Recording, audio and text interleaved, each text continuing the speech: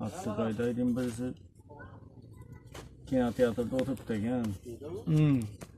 Saç yok kukelleri. Arkasındaki iki bala spor etti. Bu şapatılıymış adam kellesinden. O da mesela $100'dan spor etti. Şarp ettirip koyuptu. Yankı. Ha dese Kudayar az mısın ey bakan dese akıl ben Kudayar anlamazma. Onun otursan ya başka bir olma. Dese ki yok ey yaptıran yüzünü algan. Buldum mu o?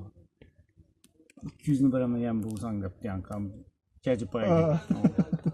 Tamam bana karab oturgan kinam zor yerde şarp ettirip yanam koygan.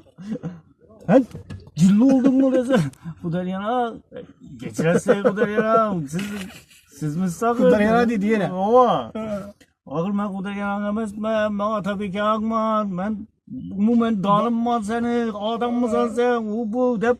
Ondan tuttudan bir içine kürsü aryana var oturttu. Ova. Yankı. $300 işledin de o. Ova başka yere. Başka yere var oturttu. $300 işledi. Yine de vursan 500'ünü veremem depti. 3 kürsü arayanda oturttu. Ova. Keyin 3 kürsü ayağında oturgan barayıp durup kelleye yine şerbettirip koyuverdidan ne diyecekkenin bu dese ey Kudayar bir yerde oturursa ben başka bir anda vuracaktım. Navu.